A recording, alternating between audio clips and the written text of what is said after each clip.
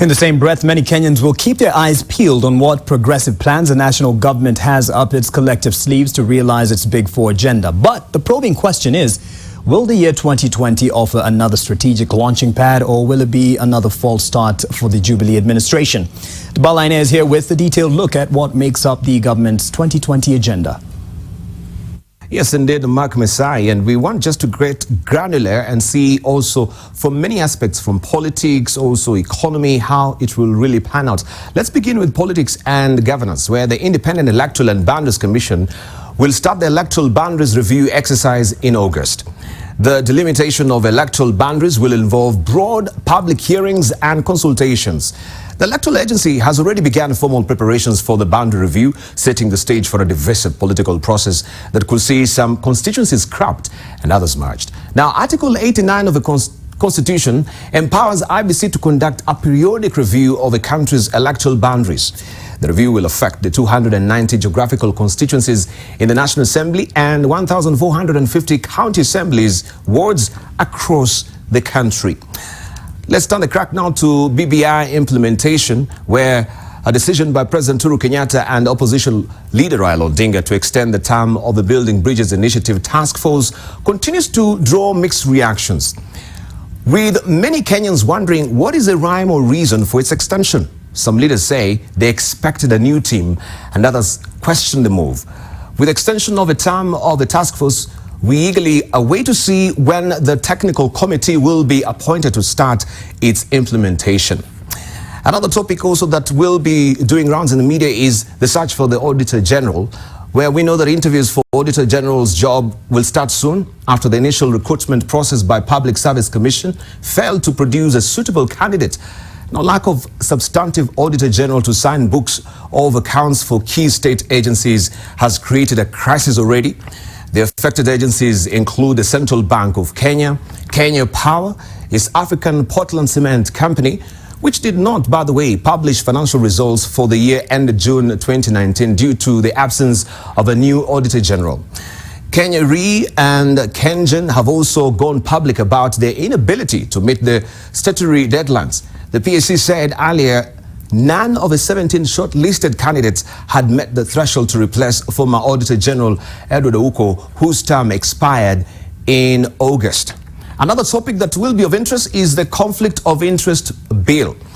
Public servants will have to declare their rental income, business income, farming income, investment dividends, as well as pension and royalties, among many other sources of revenue. If the Conflict of Interest Bill 2019 sees the light of day, legislators who are still running the law firms, or their law firms, I should say, will also be caught up in this bind. Already some legislators are daring the president to be the first to declare conflict of interest. Let's gravitate deeper to universal healthcare. This is part of the Big Four agenda, and all is set for the countrywide rollout of the universal healthcare coverage early this year. UHC is one of President Uhuru Kenyatta's Big Four agenda, particularly intent on making a transformative, discernible difference in the affordability, accessibility, and quality healthcare to all Kenyans by 2022. Kenyans are expected to access preventive, promotive, curative, rehabilitative, and palliative health services at a bare minimum cost. And just as a tender reminder already, we have a pilot project which is underway in Kisumu, Machakos, Nyeri, and Isiolo, where 3.2 million people have already registered for the Afya card to access subsidized health services. Let's now turn our focus on the 2020 academic calendar. And we know as the school calendar rolls out next week, there is already bugbear and fears as Teachers Service Commission shakes into place a new policy that it calls delocalization of school management. Now, the policy, according to the TSC, is meant to promote coexistence and cohesion among communities, as well as engender an appreciation of Kenya's various cultures, regions, and languages. After all, isn't that quintessentially the spirit of devolution?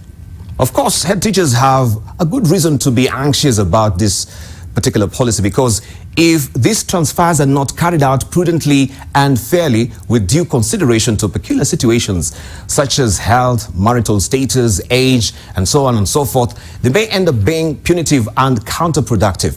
Though the TSC has pledged to ensure fairness and quick resolution of appeals. But another tripping wire that might affect the 2022 academic calendar is lecturers who have vowed not to step in class from next week Tuesday, when universities resume classes. Wasu has rejected the declared 8.8 billion shillings deal by Salaries and Remuneration Commission, insisting that 2017-2021 agreed collective bargaining agreement is 13.8 billion shillings. Also, it is instructive to note that the CBC Grade 4 rollout and training begins in earnest this term.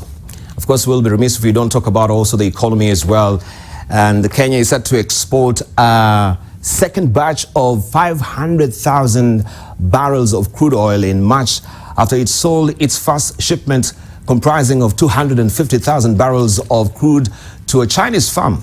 President Uhuru Kenyatta flagged off the first consignment from Mombasa in August after the Chinese state-owned oil multinational, this is Chem China UK Limited, won the bid to buy the 250,000 barrels at $12 million. Also, Kenya will start the construction of the 800-kilometer-long pipeline between the Lokichar onshore fields and Lamu. The full commercial production schedule is tied to the construction of 121.5 billion shillings pipeline between the Lokichar onshore fields and Lamu, which is now set to be completed in the second half of 2023. And that is how the National Agenda 2022 outlook is on. So we eagerly wait to see will this also check into place smoothly.